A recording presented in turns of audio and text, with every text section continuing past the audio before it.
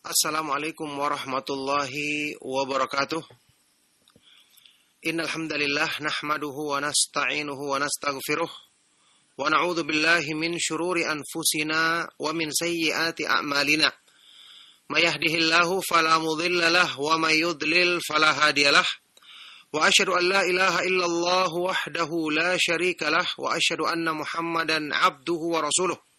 Allahumma salli wa sallim wa barik ala nabiyyina Muhammad wa ala alihi wa ashabihi wa man tabi'ahum bi ihsanin ila yaumiddin, amma ba'du. Alhamdulillah, ma'asyiral muslimin, ma'asyiral ikhwa wal akhwat fid din rahimakumullah, kaum muslimin, para pemerhati Roja TV maupun radio Roja ya, baik yang di frekuensi 756 AM ataupun 100.1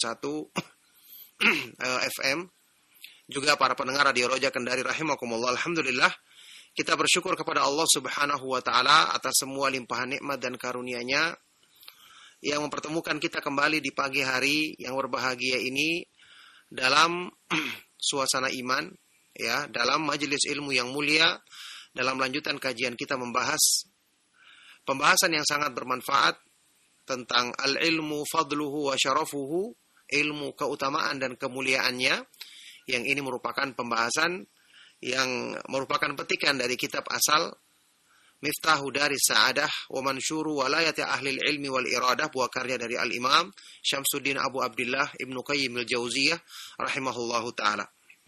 Alhamdulillah, saat ini kita masih membahas segi-segi keutamaan dan kemuliaan ilmu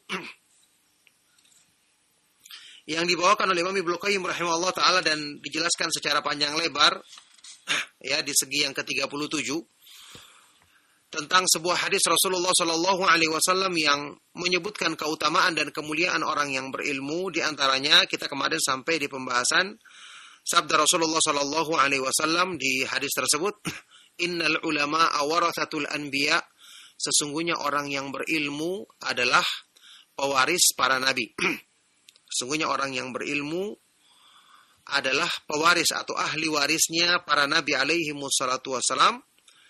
Kemarin kita jelaskan bahwa ini menunjukkan orang yang berilmu memuliakan dan mencintai mereka karena ilmu. Sunnah yang mereka pelajari ini merupakan bagian dari agama.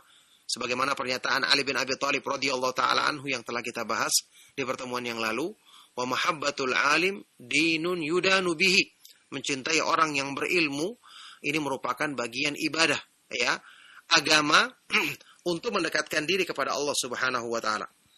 Baik, kita akan lanjut membaca keterangan beliau. Imam Ibnu Qayyim rahimahullah taala selanjutnya masih penjelasan tentang sabda Rasulullah sallallahu alaihi wasallam ini. Selanjutnya beliau berkata, wa fihi tanbihun lil ulama'i ala suluki hadil anbiya'i wa tariqatihim fit tabligh min as-sabri wal ihtimali wa muqabalati isa'atin nasi ilaihim bil ihsan war rifqi bihim wal istijlabihim ila Allah bi ahsani turuq wa badli ma yumkinu minan nasihati lahum. Kemudian dalam sabda Rasulullah SAW ini juga terdapat tanbih, peringatan. Tentu bagi orang-orang yang berilmu, peringatan bagi para ulama, agar mereka itu selalu mengikuti petunjuk para Nabi SAW, mengikuti jalan mereka ketika menyampaikan agama yang agung ini. Bagaimana para Nabi menyampaikan agama ini? Mereka mendapatkan pertentangan, mereka mendapatkan ejekan, bahkan dibunuh sebagian dari mereka alaihimussalatu wassalam. Makanya ketika dikatakan orang-orang yang berilmu itu pewarisnya para nabi, berarti juga mereka harusnya mewarisi akhlaknya para nabi dalam kesabaran mereka, ketabahan mereka ketika menyebarkan agama ini. Jadi peringatan bagi para ulama untuk menempuh dan mengikuti jalan para nabi ketika menyampaikan agama ini, yaitu mereka bersabar, ihtimal, ya, tabah dalam menanggung beban atau resiko yang akan didapatkan dari orang-orang yang tentu banyak tidak menyukai nasihat, apalagi orang yang akan ditegur, disalahkan, ya. Juga sifat mereka muqabalatu isa'atin nas ilaihim bil ihsan, membalas keburukan orang lain dengan cara yang baik. Bukan keburukan dibalas dengan keburukan, ya. Idfa billati hiya ahsan, tolaklah dengan cara yang baik. Wa idza khatabahumul jahiluna qalu salama, ketika mereka diajak bicara oleh orang-orang jahil dengan kata-kata yang kasar, mereka malah mengucapkan kalimat-kalimat yang mengandung makna keselamatan. Ini sifat mereka. Ya, sifatnya para nabi alaihi wassalatu wassalam dan orang-orang yang beriman. Jadi, membalas perlakuan buruk manusia yang ditujukan kepada mereka dibalas dengan perlakuan baik. Warifqi bihim, berlemah lembut dalam menyampaikan dakwah. Ya, dakwah sunnah itu dikenal dengan kelemah lembutan. Meskipun mereka menyampaikan yang hak, menegur kesalahan, mengingkari perbuatan syirik, tapi disampaikan dengan bahasa yang lemah lembut, dengan bahasa yang baik agar orang mudah menerima. Ini sudah sering kita contohkan bagaimana Rasulullah Shallallahu Alaihi Wasallam ketika menghadapi sampai pun orang-orang yang jelas-jelas punya kedengkian kepada beliau, seperti perbuatan orang-orang Yahudi yang datang, disebutkan dalam hadis Sahih riwayat Imam Muslim, datang kepada Nabi Shallallahu Alaihi Wasallam kemudian mengucapkan salam yang dipelesetkan. Assalamu alayka ya Rasulullah, kebinasaan bagimu. Ya, mereka mengucapkan seperti itu. Nabi Shallallahu Alaihi Wasallam tidak menjawab dengan kata-kata yang kasar, beliau malah menjawab wa'alaikum, dan atas kalian, ya ini akan kembali kepada kalian sendiri, doa keburukan tersebut. Disitulah ketika Aisyah radhiyallahu ta'ala anha yang marah mendengarkan ucapan mereka ini langsung membalas dengan wa'alaikumussamu wal la'nah, dan atas kalian kebinasaan dan laknat dari Allah. Justru ketika itu Rasulullah sallallahu alaihi wasallam menegur Aisyah dengan mengatakan, "Mahlan ya Aisyah, pelan-pelan wahai Aisyah." Ya. Kemudian Nabi SAW juga bersabda, "Fa inna rifqa la yudha'u fi syai'in illa zanahu wa la yunza'u min syai'in illa syanahu." Sesungguhnya kelemah lembutan tidaklah diletakkan pada sesuatu kecuali akan menghiasinya, dan tidaklah dicabut dari sesuatu kecuali akan menjadikannya buruk. Baik. Jadi bersabar, ihtimal, tabah dalam menanggung beban dakwah, karena ini adalah kemuliaan yang tentu membutuhkan kesabaran dalam upaya meraih kemuliaan tersebut. Membalas keburukan manusia dengan baik, berlemah lembut, wastijlabihim ilallahi, mengajak manusia ke jalan Allah bi ahsani turuq, dengan jalan yang sebaik-baiknya. Perlu diingat di sini, sebaik-baiknya jalan adalah jalan yang pernah ditempuh oleh para nabi dan para rasul alaihi wassalatu wassalam. Ya. Jadi jangan kita berpikir, oh kita mengajak manusia ke jalan Allah dengan cara yang baik. Kita perlu menciptakan jalan sendiri yang kita anggap baik. Salah. Sebagaimana ibadah tidak bisa kita karang sendiri. Dakwah itu ibadah. Maka jalan untuk tujuan yang agung ini Allah telah syariatkan. Ya. Allah yang mensyariatkan tujuan yang indah dalam ibadah, dalam berdakwah, dalam mengajak manusia ke jalan Allah. Tidak akan mungkin Allah melupakan jalan untuk mencapai semua itu.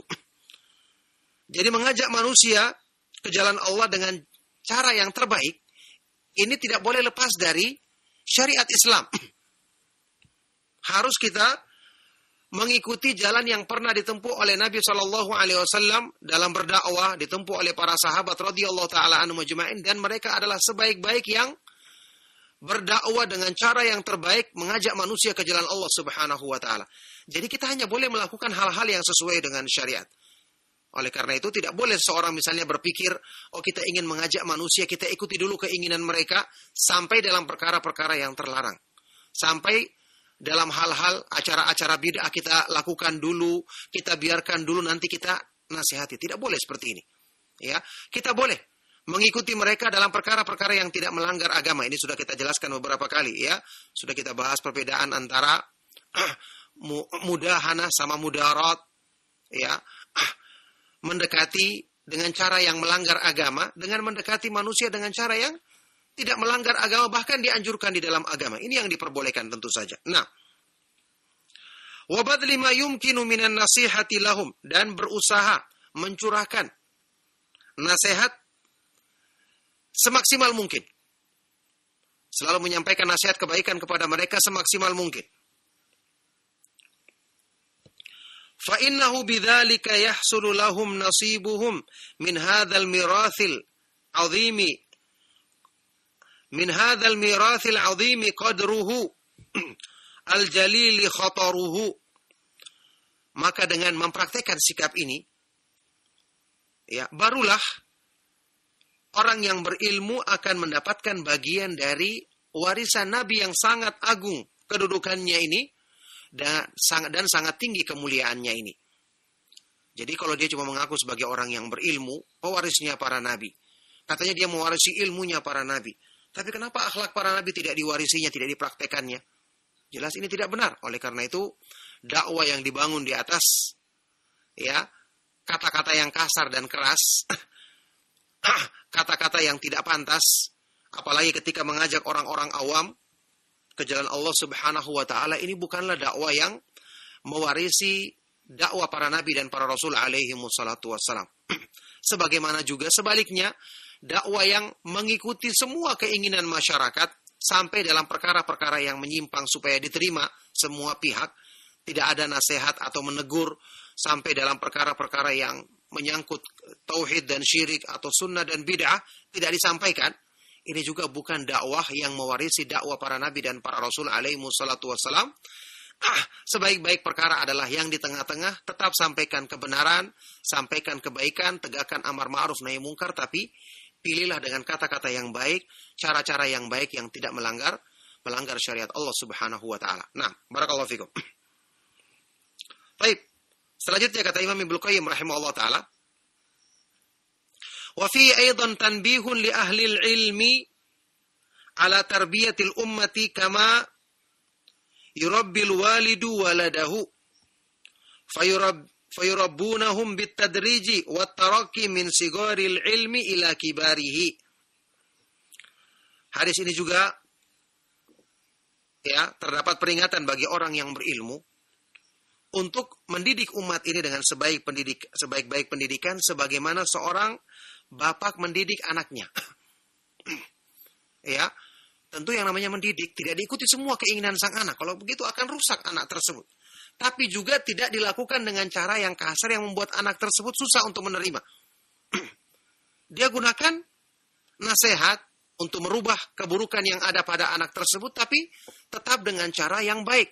Dalam perkara-perkara yang diperbolehkan, maka dia bisa mengikuti keinginan anak tersebut. Tapi dalam perkara-perkara yang tidak diperbolehkan, tetap tidak boleh dia mengikuti, tapi dia merubahnya dengan cara yang baik. Ya, makanya Nabi SAW menggambarkan hal ini, itu di dalam hadis yang sahih, atau hasan derajatnya, riwayat Imam Tirmidzi dan yang lainnya dinyatakan sahih atau hasan oleh Syekh Al-Albani rahimahullah ta'ala. Rasulullah SAW pernah bersabda di hadapan para sahabat, ana lakum bimanzilatil walidi u'allimukum. Aku ini adalah seperti, kedudukannya seperti al-walid, seorang bapak, seperti sosok orang tua yang mengajarkan ilmu, mendidik ilmu kepada kalian. Ini sabda Rasulullah SAW. Makanya guru, ya, orang yang mengajarkan ilmu agama yang benar, itu di dalam kitab Hilyatul Auliya, di dalam Hilyatul Talibil Ilmi oleh Syekh Bakar Abu Zaid diistilahkan, ya, guru agama itu sebagai al-ubuwatud diniyah, bapak dalam agama. Bapak dalam agama. Ya. Maka seperti yang disebutkan di sini, para ulama dikatakan sebagai pewarisnya para nabi, berarti hendaknya mereka juga memperhatikan tarbiyah bagi umat dengan cara yang benar. Umat ini tidak dididik dengan cara diikuti keinginannya. Ada sebagian orang berdakwah, semua tema-tema yang dibawakan sesuai dengan keinginan. Yang penting rame dan orang mengikutinya. Dia tidak mau menyampaikan hal-hal yang di situ ada nasihat untuk merubah kesalahan, untuk meluruskan tauhid, untuk mengingatkan penyimpangan-penyimpangan yang ada dalam pemikiran mereka. Sehingga akhirnya umatnya tidak terbentuk dengan tarbiyah yang benar. Ya, sehingga nanti ketika ada hal-hal yang mereka dengar, kemudian padahal itu adalah kebenaran, mereka langsung menolak dan mengingkarinya. Karena selama ini tidak dididik dengan pendidikan yang benar, diarahkan kepada kebaikan, ya tetap dengan cara yang lemah lembut, tapi bukan berarti mengikuti keinginan mereka hanya sekedar untuk mengumpulkan para pendengar sebanyak-banyaknya. Nah, kata beliau di sini, Ya, fayurabbunahum bitadrij, maka dia mendidik atau orang yang berilmu itu mendidik umat ini dengan tadrij, dengan berangsur-angsur. Dengan ada yang diprioritaskan, diutamakan. Seperti tangga dititi satu persatu, tidak langsung melompat, begitu. Wattaraqi, naik perlahan-lahan. Min sigharil ilmi ila kibarihi, dari ilmu yang kecil sampai ilmu yang besar. yakni dimulai dari menjelaskan akidah secara umum, pemahaman agama secara umum, baru kemudian detail. Dari membahas perkara-perkara secara global, secara garis besar, setelah paham kemudian disebutkan rinciannya lebih mendalam. Inilah maknanya Rabbani yang disebutkan di dalam Al-Quran. Ya, ketika Allah Subhanahu wa taala memerintahkan orang-orang yang berilmu, walakin kunu rabbaniyina bima kuntum tuallimuna al-kitaba wa bima kuntum tadrusun. Akan tetapi jadilah kalian sebagai Rabbani, pendidik, orang yang berilmu dan mendidik dengan benar. Bima kuntum tuallimuna al-kitab, dengan ketika kalian mengajarkan Alkitab, mengajarkan wahyu Allah kepada umat ini, wa bima kuntum tadrusun, dan ketika kalian mempelajarinya. Ketika menafsirkan ayat ini kita kenal perkataan yang populer dari sahabat yang mulia Abdullah bin Abbas radhiyallahu taala anhuma, ketika beliau mengatakan, "Ar-Rabbani huwa alladhi rabbin nas, alladhi rabbin nasa bi sigharil ilmi qabla kibarihi." Dialah yang mendidik manusia, mengajarkan ilmu kepada manusia secara bertahap. Dari ilmu yang kecil, maksudnya ilmu yang bersifat garis besar dulu, ya, pengetahuan yang bersifat mujmal dulu, yang bersifat umum dulu, setelah itu baru dirinci agar mereka bisa memahaminya. Jadi penanaman dasar-dasar, kaidah-kaidah dasar dalam masalah akidah, pemahaman agama, keutamaan harus kembali kepada Al-Quran dan Sunnah, mengikuti manhaj salaf, manhaj para sahabat radhiyallahu taala anhum ajma'in. Ini yang ditanamkan terlebih dahulu. Setelah itu dalam setiap masalah baru disebutkan, oh dalam masalah ini ada ayat Al-Quran mengatakan demikian, ada hadis yang sahih.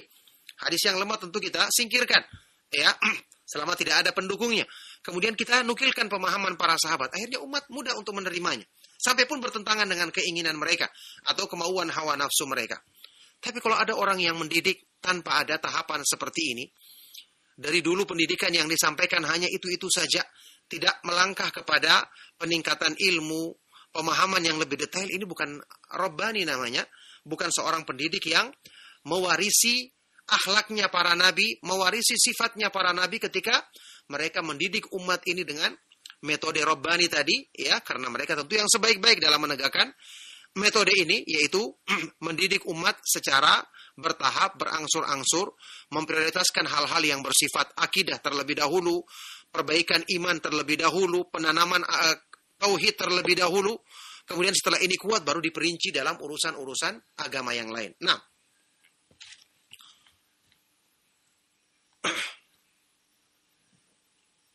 baik. Wa tahmilihim minhu ma yutiqun kama yaf'alul abu biwaladihi at-tifli fi isalihi al-ghidha'a ilaih. Ya, wa tahmilihim minhu ma yutiqun, dan menyampaikan kepada umatnya hal-hal yang mereka mampu. Tidak sekaligus diberikan semua pengetahuan itu ya, secara padat, sebelum diberitahukan perkara-perkara yang bersifat umum agar mereka lebih mudah untuk menerimanya.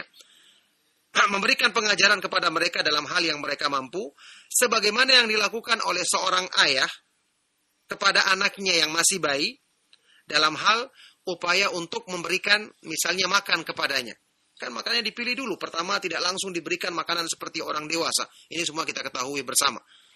Ya, bayi mulai dari dia minum ASI dulu, kemudian nanti diberikan makanan yang lembut yang sesuai dengan usianya, baru kemudian perlahan-lahan dia melangkah menambah makanan sampai dia menjadi dewasa, sebagaimana ini sudah kita ketahui. Nah, barakallahu fikum.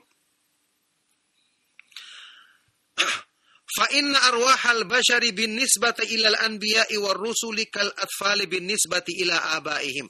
Karena jiwa-jiwa manusia ya, dalam hubungannya atau di hadapan para nabi dan para rasul alaihi wassalatu wassalam, ini seperti keadaannya anak-anak bayi di hadapan orang tua mereka. Subhanallah, ini perumpamaan yang sangat indah. Inilah sebabnya kenapa kita harus mencintai para nabi dan para rasul atau mencintai Rasulullah SAW lebih dari orang tua kita sendiri. Padahal di sini perumpamakan sama. Karena perbandingan kebutuhan kita terhadap apa yang mereka bawa. Kalau orang tua kita yang mereka berikan kepada kita apa? Urusan yang berhubungan dengan kehidupan kita di dunia. Makanan, pakaian, tempat tinggal. Kebutuhan-kebutuhan untuk hidup. Yakni kebutuhan jasmani.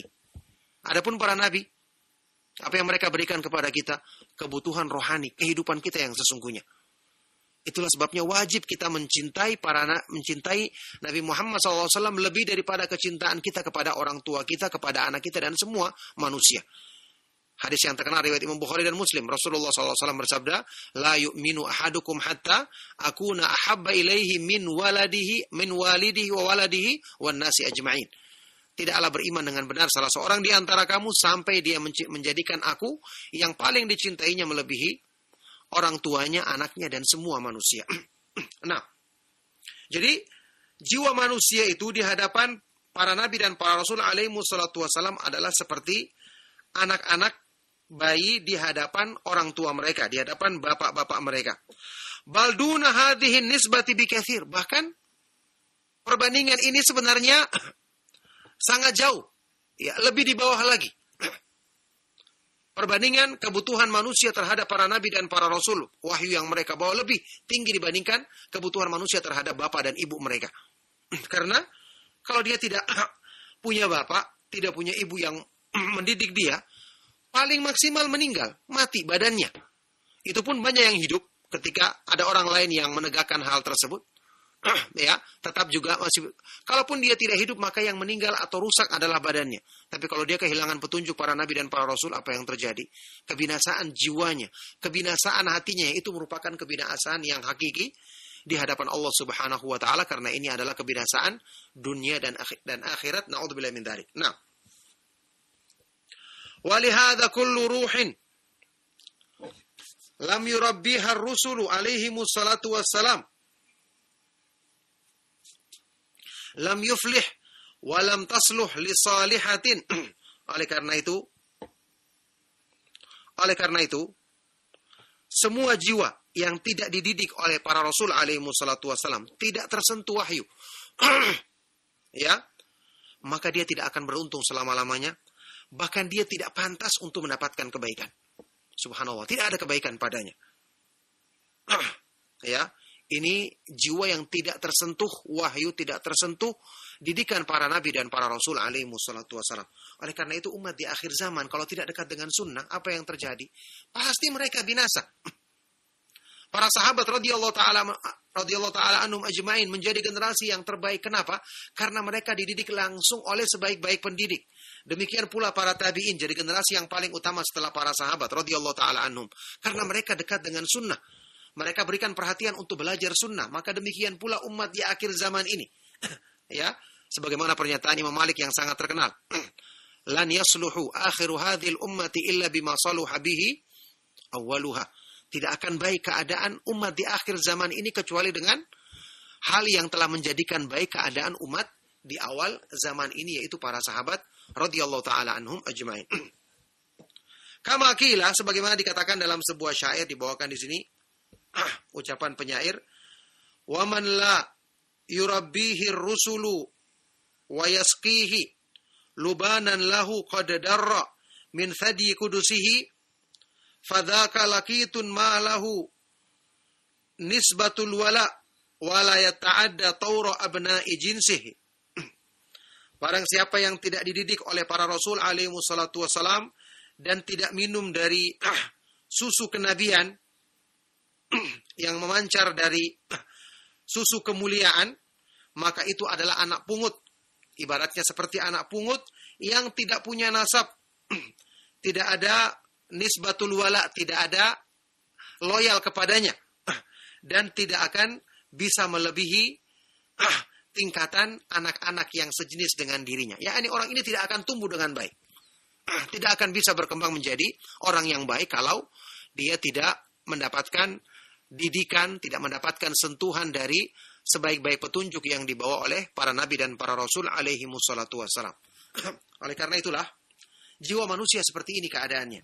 Ya, kita harus ingat kebutuhan kita kepada ilmu sunnah sekali lagi lebih daripada kebutuhan terhadap makan dan minuman. Oleh karena itu, siapapun yang memberikan perhatian untuk mencari nafkah, lapar ketika dia lapar dia mencari makan atau mencari minum, maka ketahuilah ya, ketika Anda melakukan hal ini hendaknya berpikir dengan ilmu bahwa kebutuhan saya terhadap petunjuk Allah dan Rasulnya lebih daripada kebutuhan terhadap makan dan minum. Sudah kita bahas berkali-kali. Seharusnya kehilangan kajian sunnah ya, ketika waktu lama kita tidak mendapatkan kajian sunnah, apalagi di kondisi sekarang yang Allah Subhanahu wa taala takdirkan musibah tersebarnya virus atau wabah virus COVID-19 ini menjadikan pengajian-pengajian kita diliburkan semoga untuk sementara waktu ya, semoga akan cepat kembali. Banyak yang kemudian sampai kayak tidak peduli dengan kajian. Ada kajian online betul, ada kajian-kajian melalui media televisi, sunnah atau radio misalnya, tapi berapa orang yang menghadirinya? Kalaupun ada yang menghadiri hanya kajian-kajian tertentu, bukan kajian-kajian yang merupakan pendalaman. Orang sekarang sudah hobinya kajian-kajian yang bersifat santai saja yang didengarkan. Bagaimana orang seperti ini akan mendapatkan kemuliaan, mendapatkan sentuhan dari petunjuk Rasulullah SAW yang merupakan penjamin dengan izin Allah kebaikan dalam hidupnya. Kalau perhatiannya terhadap ilmu agama seperti ini, kita harusnya merasa bersedih dan berdoa kepada Allah supaya kondisi yang menimpa kita saat ini, karena hubungannya adalah dengan menjadikan kebaikan-kebaikan agama kita akhirnya tertunda. Ya, musibah dari Allah, tentu saja kita bersangka baik Allah Subhanahu wa taala punya hikmah yang sempurna dalam masalah ini, tapi yang kita sedihkan adalah pelaksanaan yang berhubungan dengan kebaikan agama kita, kayak salat berjamaah, salat Jumat berjamaah, kemudian pengajian tidak kalah pentingnya. Menjadikan yang tadinya bisa kita laksanakan menghadiri majelis ilmu sih, sekarang sampai tidak ada sama sekali kecuali melalui media-media online atau televisi, radio, yang tentu ini tidak sama dengan menghadiri majelis ilmu secara langsung di halaqah-halaqah pengajian. Ini harusnya menjadi sebab yang dipikirkan oleh orang yang beriman terutama. Jangan seperti orang awam dalam kondisi seperti ini yang dipusingkan hanya masalah penghasilannya berkurang, bagaimana makannya, bagaimana pekerjaannya. Anda hidup tetap rezeki Allah Subhanahu wa taala tidak akan terputus. Tapi untuk kemuliaan agama, ini yang harus kita usahakan dengan sungguh-sungguh, karena inilah sebab kehidupan kita dunia dan akhirat. Ya, ini harus mendapatkan perhatian bagi kita semua. Kalau kita ingin seperti yang dikatakan di sini, ya, tetap ada keberuntungan dalam diri kita, tetap pantas kita mendapatkan kebaikan karena kita selalu menyentuhkan jiwa kita dengan sentuhan didikan dari petunjuk yang sempurna dari Rasulullah sallallahu alaihi wasallam. Nah, barakallahu fikum. Taib, ma'asyiral ikhwa wal akhwat fid din rahimakumullah, kaum muslimin, para pemerhati Roja TV, juga Radio Roja dengan dua frekuensinya yang AM maupun yang FM, serta para pendengar Radio Roja Kendari di frekuensi 95.1 FM, rahimakumullah. Kita lanjutkan kembali. Al-Imam Ibnu Qayyim rahimahullah taala selanjutnya berkata, kelanjutan dari hadis ya yang panjang ini, wa qauluhu, kemudian sabda Rasulullah sallallahu alaihi wasallam, innal anbiya'a lam yuwarrithu dinaron wala dirhaman, innama warrathul ilma. Sesungguhnya para nabi dan para rasul tidak mewariskan uang emas juga tidak uang perak, tapi yang mereka wariskan ilmu. Orang yang mulia mewariskan kemuliaan. Menunjukkan harta itu bukan ukuran kemuliaan. Seandainya itu ukuran kemuliaan, pasti para nabi dan para rasul akan membawa itu dan mewariskan itu. Sekaligus hadis ini berisi pujian dan pembersihan Allah bersihkan para nabi dan para rasul dari kecintaan kepada urusan dunia, serta dari tuduhan-tuduhan yang mungkin muncul dalam pikiran sebagian orang. Para nabi dan para rasul, apakah mereka tidak mendapatkan harta bayaran, mendapatkan sumbangan uang dari umatnya, supaya bisa mengumpulkan sebanyak-banyaknya? Allah Subhanahu wa taala bersihkan mereka. Mereka tidak punya harta, sehingga mereka tidak mewariskan hal tersebut. Ya, kalaupun mereka mewariskan harta, maka yang ditinggalkan ketika mereka meninggalkan hal tersebut, maka itu untuk kembali kepada umat. Tidak dijadikan sebagai warisan untuk keturunannya. Ini kemuliaan para nabi dan para rasul alaihi wassalatu wassalam, yang harusnya tentu saja dicontoh oleh pewaris mereka, yaitu orang-orang yang berilmu. Kata Imam Ibnu Qayyim rahimahullah taala ketika menjelaskan sabda Rasulullah sallallahu alaihi wasallam ini, beliau berkata,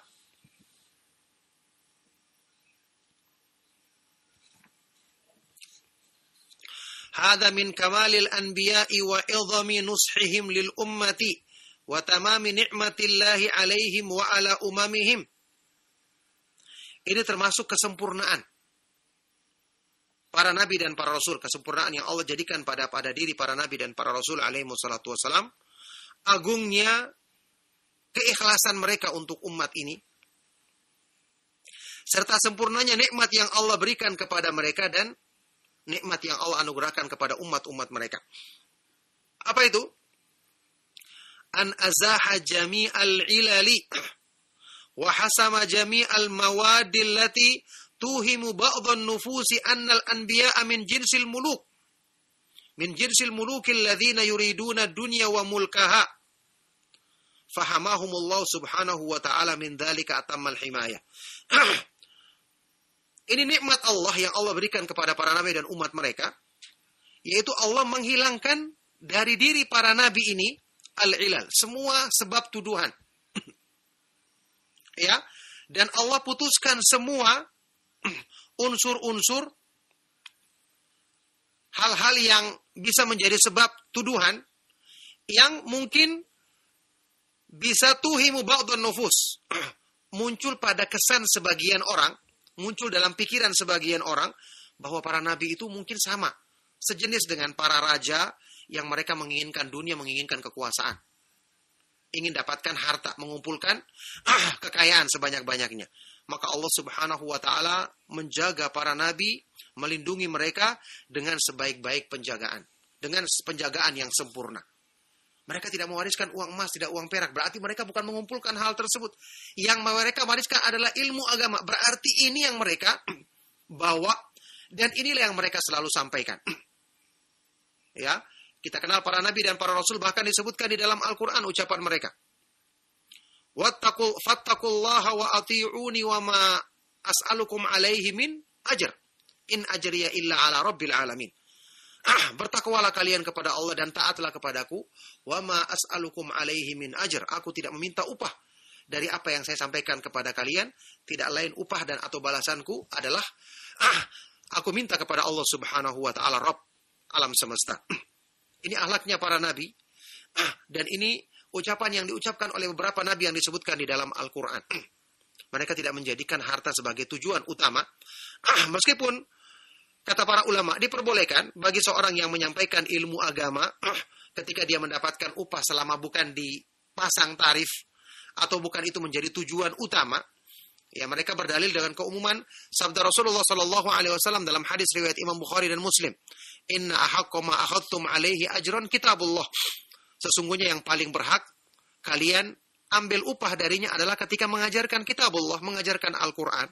Ya, ini ketika kalian mendapatkan upah, apalagi orang yang tidak punya pekerjaan selain itu, maka tidak mengapa selama itu bukan tujuan utamanya dan dia tidak menjadikan itu target dengan memasang tarif dari pengajarannya terhadap ilmu agama ini. Nah, baik. Tsumma lamma kana al-ghalibu 'alan nasi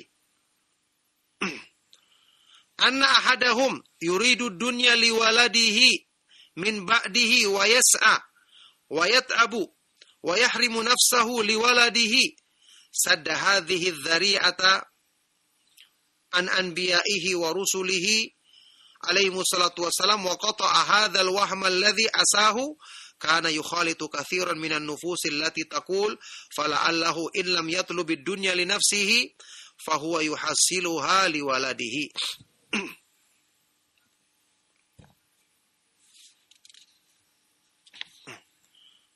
Baik. Kata beliau, kemudian karena yang dominan terjadi pada diri manusia, ya, kita lihat sini bagaimana Allah menjaga kesan buruk yang mungkin muncul dalam pikiran orang. Allah Subhanahu wa Ta'ala hilangkan semua kesan ini pada diri para nabi dan para rasulnya untuk menjaga agar petunjuk mereka benar-benar mudah diterima oleh umat mereka. Karena yang dominan pada diri manusia, salah seorang dari mereka, ya, mungkin dia tidak menginginkan dunia atau kekuasaan atau harta untuk dirinya, tapi dia mencari atau menginginkan dunia untuk anaknya setelah dia nanti, untuk keturunannya. Dia berusaha keras, memayahkan dirinya sampai menghalangi dirinya dari menikmati dunia tersebut, tapi untuk diwariskan kepada anaknya. Maka Allah Subhanahu wa Ta'ala menutup jalur ini dari para nabi dan para rasul, menghilangkan sebab persangkaan buruk ini, dan Allah Subhanahu wa Ta'ala memutuskan persangkaan yang mungkin saja tercampur pada beberapa pikiran atau jiwa manusia yang mengatakan bisa jadi orang ini kalau dia tidak ingin mencari dunia untuk dirinya, maka dia mencari untuk anaknya. Maka Allah Subhanahu wa Ta'ala menegaskan para nabi tidak mewariskan. Ya, jadi mereka tidak punya harta untuk dirinya, tidak juga untuk keturunannya setelah itu. Coba kita lihat, Rasulullah Shallallahu Alaihi Wasallam bersabda, ya, dalam hadis yang sahih riwayat Bukhari dan Muslim, "Nahnu ma'asyiral anbiya ila nurath, ma taraknahu fahuwa shadaqah." Kami para nabi tidak diwarisi harta kami. Harta yang kami tinggalkan adalah untuk sedekah. Masya Allah. Allah Subhanahu wa Ta'ala memutuskan segala kemungkinan yang mungkin muncul dalam pikiran orang. Para nabi alaihi wassalatu wassalam bukan seperti raja yang mencari kekuasaan, tapi mereka benar-benar memimpin umat ini untuk membimbing mereka kepada kebaikan. Yang mereka tinggalkan padahal mereka sudah sedikit. Para Rasulullah SAW saja sudah pas-pasan hidupnya, yang ditinggalkannya pun adalah untuk sedekah. Falam tuwarrithul anbiya'u dinaran wala dirhaman wa innama warrathul ilma. Maka para nabi dan para rasul tidaklah mewariskan ya, tidaklah mewariskan uang emas, juga tidak uang perak, tapi yang mereka wariskan adalah ilmu agama. Di sini penjelasan yang sekali lagi menunjukkan kepada kita sisi keutamaan dan kemuliaan ilmu. Para nabi tidak disibukkan dengan urusan tersebut karena itu bukan kemuliaan yang tertinggi. Ilmu adalah kemuliaan yang tertinggi, maka inilah yang mereka sibuk untuk mempelajarinya, kemudian menyebarkannya kepada umat, dan inilah yang mereka wariskan sebagai sumber kemuliaan yang utama bagi orang-orang yang mengambil warisan tersebut. Nah, terus dibawakan di sini beberapa keterangan yang disebutkan di dalam Al-Quran, ya. Contoh apa yang disebutkan yang mungkin kita salah fahami, seperti wa amma qauluhu ta'ala, adapun firman Allah Subhanahu wa Ta'ala, ketika Allah Subhanahu wa Ta'ala berfirman di dalam Al-Qur'an,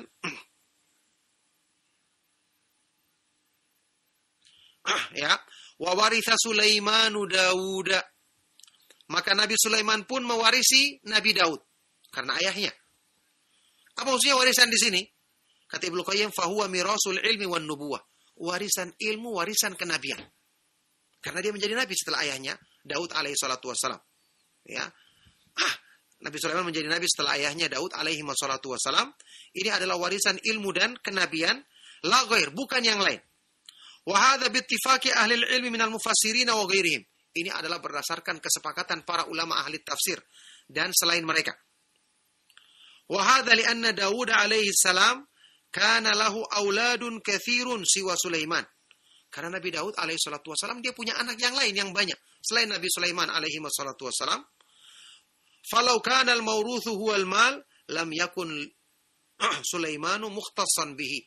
Seandainya warisan ini adalah warisan harta, berarti tidak ada kekhususan, keistimewaan bagi Sulaiman. Kenapa disebutkan dalam ayat ini Nabi Sulaiman saja? Toh anak-anaknya juga semua mewarisinya. Kata Ibnu Qayyim, wa aidan fa inna kalam Allah yusanu anil ikhbari bimithli hadha.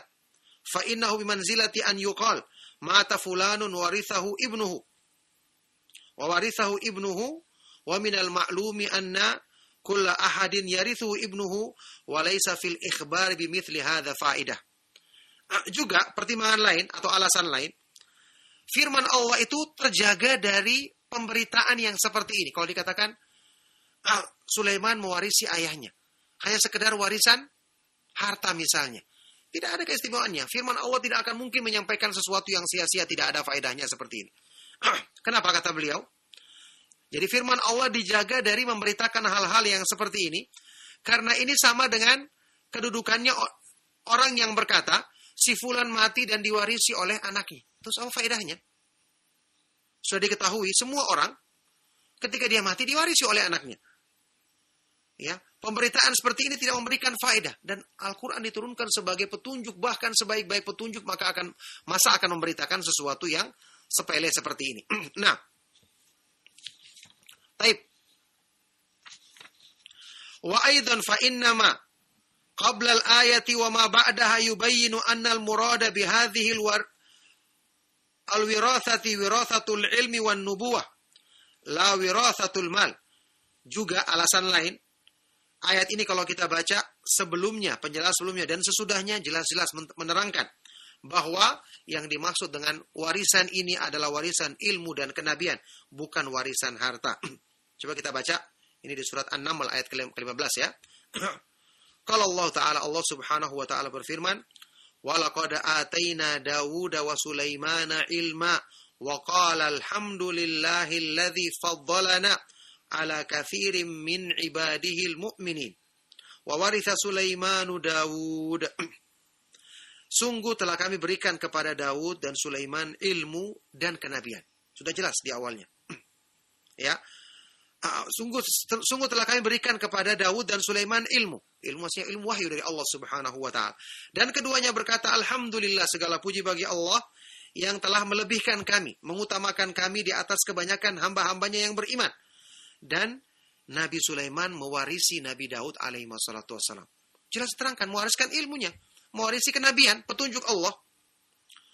Wa inna ma siqa hadza li bayani fadli Sulaimana alaihi salam wa ma khassahu Allah bihi min karamatihi wa mirathihi ma kana li abihi min a'lal mawahib wa huwa al-ilmu wan nubuwatu inna hadza lahu al-fadlul mubin. Ya. Hanyalah Allah Subhanahu wa taala menyebutkan dalam ayat ini menyebutkan hal tersebut dalam ayat ini untuk menjelaskan keutamaan Sulaiman dan keistimewaan yang Allah khususkan baginya berupa kemuliaannya dan warisan yang didapatkan dari bapaknya sebagai setinggi-tingginya pemberian, yaitu warisan ilmu dan kenabian.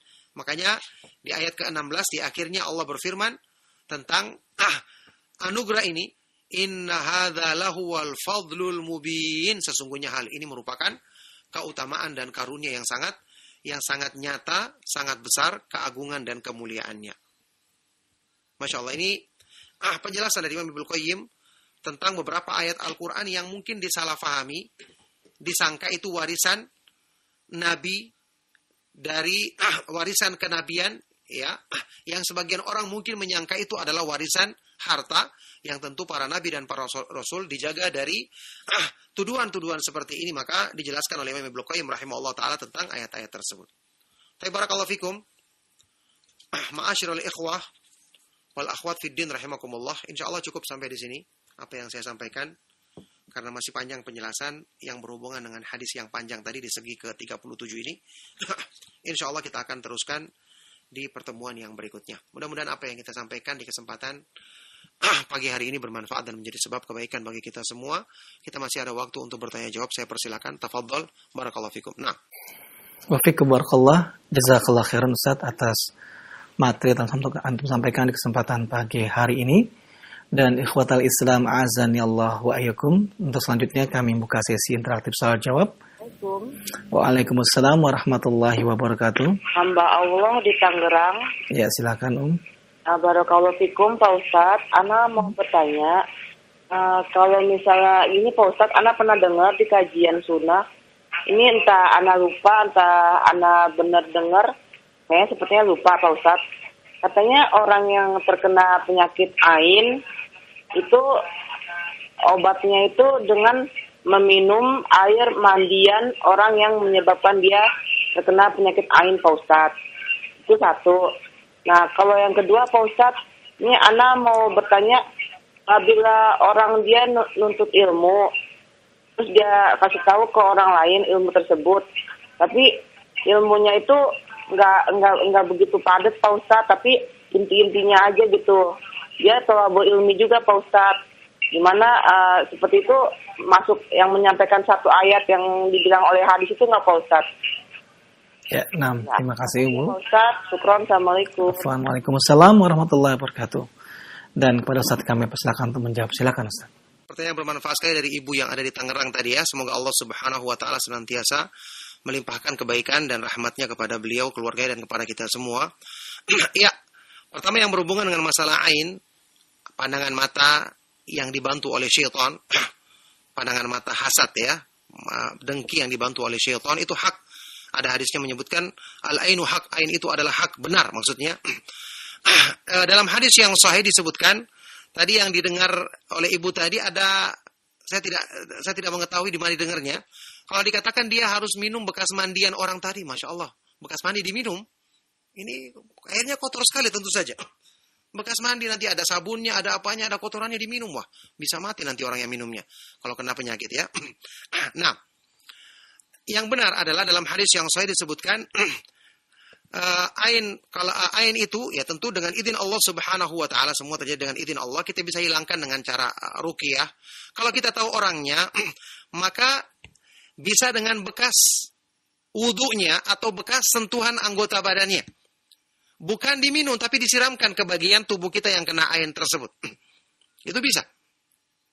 Kalau kita tahu orangnya, tentu kita tidak akan juga bisa karena ain ini tidak akan, orangnya akan kemungkinan besar dia tidak akan ngaku karena orang itu hasad, dengki. Maka kalau kita tahu orangnya, itu bisa dengan cara kita suruh dia berwudu, bekas wudunya itu disiramkan kepada anggota badan kita yang terkena ain. Atau bekas cuci tangannya. Ya, saya pernah ingat dulu ada salah seorang ulama di Madinah, seorang syekh kita, dia pernah menceritakan tentang bapaknya yang kena ain, tiba-tiba lengannya itu seperti lumpuh atau secara mendadak. Padahal setelah diperiksa tidak ada gejala-gejala yang seperti orang lumpuh atau yang lainnya. Apa yang dia lakukan? Dia memanggil atau mengundang teman-teman dekat bapaknya ini, karena ketika bapaknya ditanya, bapaknya tidak mau mengakui siapa temannya yang kira-kira pernah mengucapkan kalimat yang menunjukkan ada hasad atau dengki yang menjadi sebab ain tersebut. Tentu dengan izin Allah Subhanahu wa taala. Akhirnya apa yang dilakukan? Dia mengundang teman-teman dekat bapaknya untuk diberikan jamuan makan, kemudian diberikan semacam kobokan begitu ya, untuk cuci tangan begitu. Tempat untuk cuci tangan. Akhirnya mereka cuci tangan di situ. Setelah mereka pulang, airnya dikumpulkan semua air tersebut, disiramkan kepada tangannya yang tadi bermasalah. Alhamdulillah dengan izin Allah sembuh. Dengan izin Allah sembuh. Jadi ini diperbolehkan. Dalam hadis disebutkan bekas wudhu bisa, atau bekas cuci tangan, atau bekas yang menyentuh badan orang yang mengenakan air tersebut. Tentu kalau kita tahu orangnya. Kalau tidak, maka kita berdoa kepada Allah dengan meruqyah dan memohon kepada Allah agar dihilangkan sakit tersebut. Dan Allah Subhanahu wa taala dialah yang menentukan ya, yang diberikan kesembuhan atau tidak. Nah, barakallahu fikum. Nah, Ustaz Taufik barakallah, jazakallah khairan atas jawaban yang telah Antum sampaikan Ustaz, dan demikianlah jawaban untuk ibu yang berada di Tangerang. Untuk selanjutnya di Kota Islam azani Allah wa iyyakum, masih kami buka sesi interaktif soal jawab, dan kembali kami angkat mulai telepon. Assalamualaikum warahmatullahi wabarakatuh. Waalaikumsalam warahmatullahi wabarakatuh. Dengan siapa Bapak dan berada di mana? Dengan Pak Mul di Medan, Ustaz. Pak Mul di Medan. Silakan Pak Mul pertanyaannya. Nah, terima kasih Ustaz. Di dalam hadis disebutkan bahwa 50.000 tahun sebelum Allah menciptakan langit dan bumi telah ditentukan diantaranya rezekinya, amalnya, kemudian umurnya, sengsarakah dia, dan bahagiakah dia. Tapi di nas-nas yang lain Allah berfirman, uduni astajib lakum, berdoalah kepada aku, niscaya akan aku kabulkan. Jadi bagaimana kita memanai nas-nas yang lain ini, Ustaz?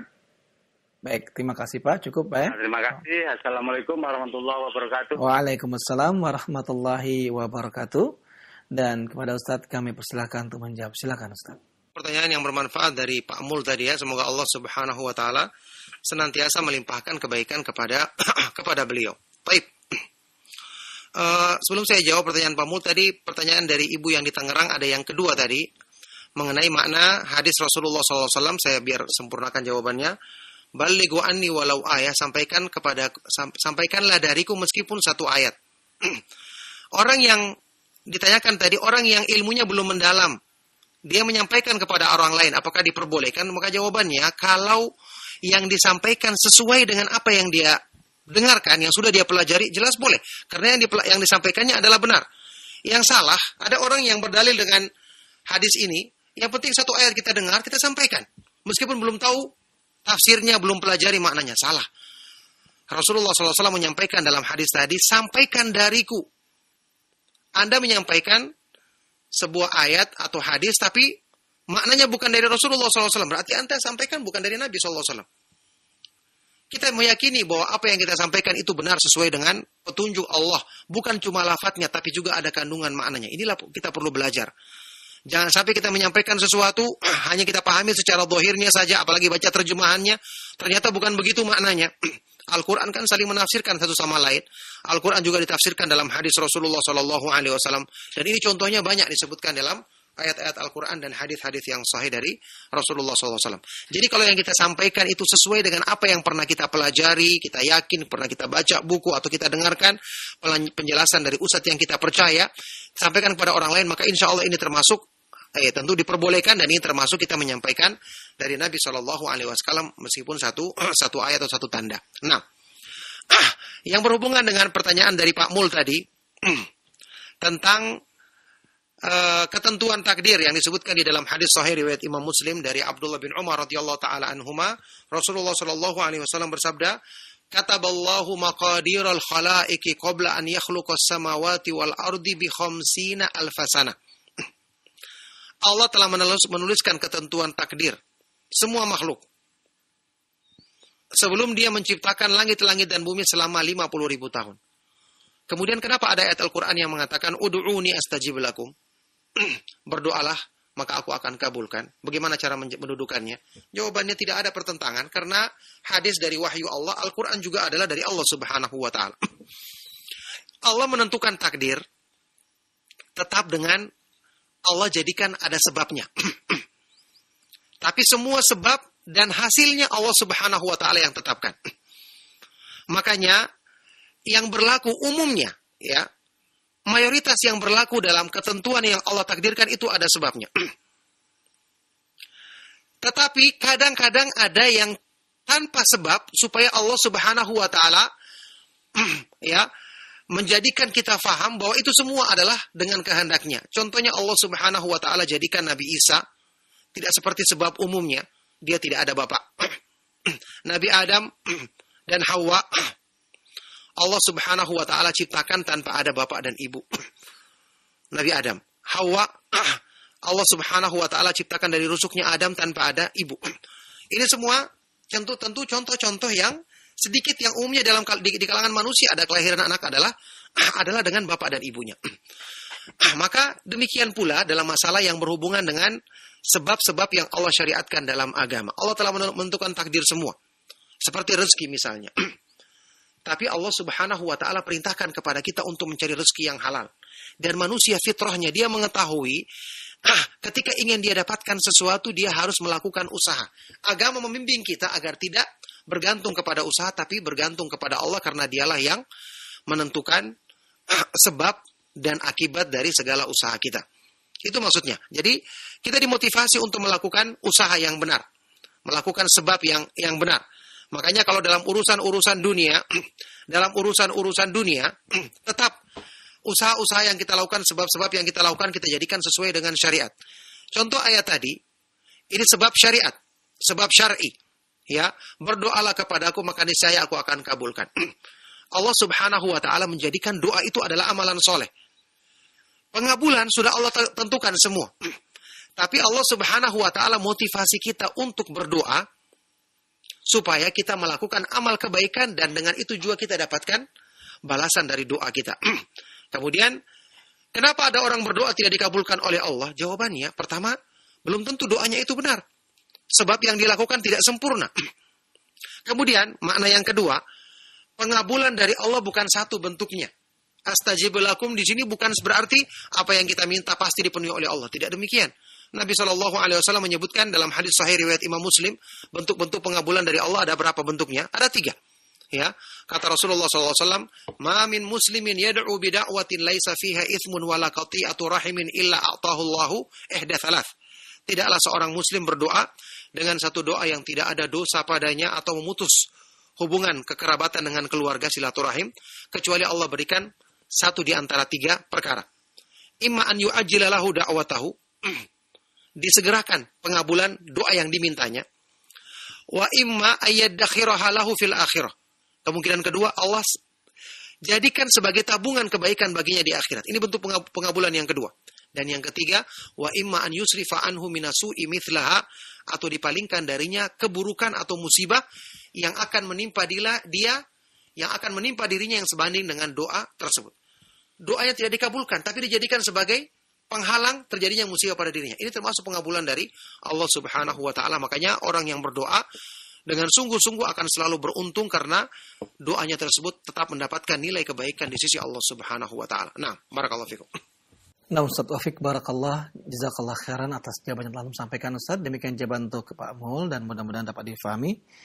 Ikhwatal Islam azani Allah wa iyyakum. Untuk pertanyaan berikutnya kami angkat dari pertanyaan pesan singkat di 0819896543. Ustaz mohon diberikan nasihat dan juga tips untuk kami bagaimanakah cara mendidik anak-anak kami yang sudah menjadi remaja, karena kami baru mengenal manhaj salaf ini baru-baru ini, sehingga kami kesulitan untuk mendidik agama anak-anak yang sudah mulai remaja. Apakah ada tips agar kami bisa istiqomah dan sabar dalam menuntun anak-anak kepada jalan yang hak ini, Ustaz? Jazakallahu khairan. Dan kepada Ustaz kami persilakan untuk menjawab. Silakan Ustaz. Ya, barakallahu fikum. Semoga Allah Subhanahu wa taala senantiasa melimpahkan kebaikan dan kemudahan dalam kebaikan bagi antum yang bertanya, dimudahkan untuk mendidik keluarganya, anak-anaknya dengan pendidikan yang sebaik-baiknya.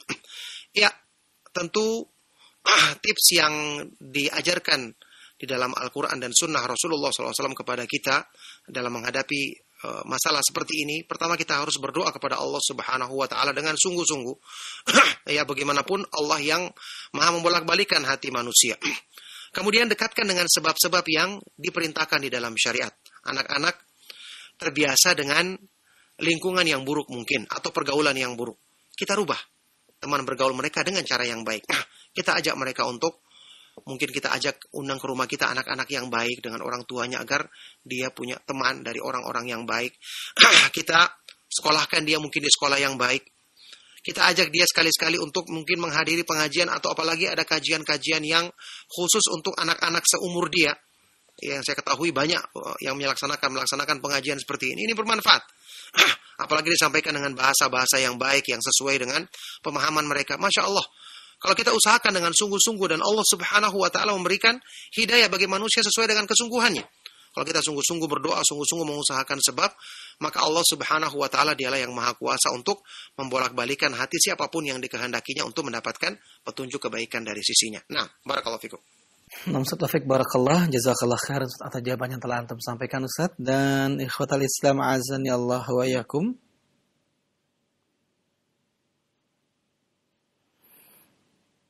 Ustaz, ada pertanyaan melalui pesan singkat kembali. Kami angkat Ustaz dari layanan pesan singkat di 0819896543.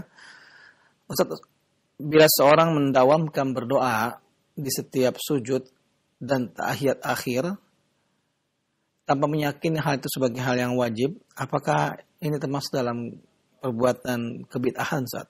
Maksud memberikan penjelasan. Syukran wa jazakallahu khairan Ustaz. Silakan Ustaz. Iya, barakallahu fikum. sesuatu yang ada anjurannya dari Nabi SAW tidak akan menjadi bid'ah. Nabi SAW melakukannya, memerintahkannya. Dalam masalah sujud, kita ketahui hadis sahih riwayat Imam Muslim, Rasulullah SAW bersabda, "Aqrabu ma yakunul 'abdu min rabbih wa huwa sajid, fa'aktsiru du'a fihi."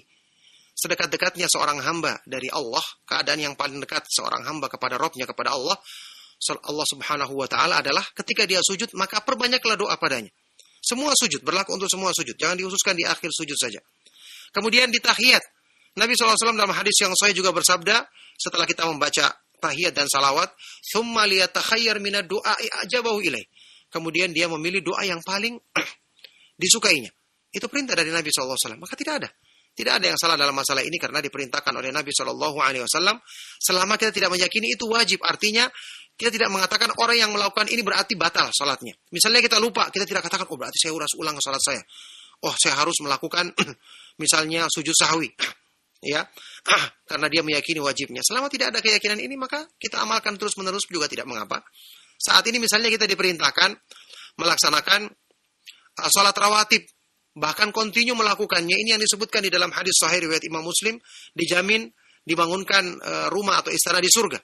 Kita lakukan terus-menerus, tapi tidak kita yakini wajibnya. Buktinya kalau kita lihat orang tidak melaksanakannya, kita tidak katakan, wah kamu meninggalkan yang wajib, harus diulangi sholatmu, kamu tidak sholat rawatib tadi. Nah, tidak demikian. Nah, jadi kita boleh lakukan terus-menerus, tapi dalam hati kita tidak meyakininya karena ada dalil yang menyebutkan Nabi SAW memerintahkan hal tersebut. Nah, barakallahu fikum. Nah, Ustaz Taufik, barakallah, jazakallah khairan atas jawaban yang telah Antum sampaikan, Ustaz. Dan pertanyaan dari pesan singkat yang terakhir tadi merupakan pertanyaan terakhir, Ustaz, di kesempatan kita pagi hari ini. Dan sebelum kami akhiri, kami minta kepada Ustaz menyampaikan ihtitam. Dan kepada Ustaz kami persilakan. Silakan, Ustaz.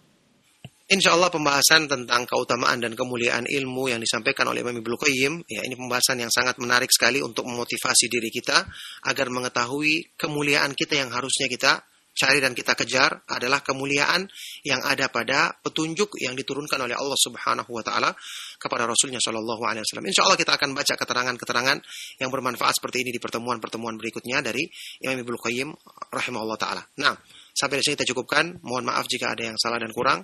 Kami akhiri, sallallahu wasallam wa baraka ala nabiyina Muhammad wa ala alihi wa ashabihi wa man tabi'ahum bi ihsan ila yaumiddin. Walhamdulillahi rabbil alamin. Subhanakallahumma wa bihamdika asyhadu an la ilaha illa anta astaghfiruka wa atubu ilaik. Wassalamu alaikum warahmatullahi wabarakatuh.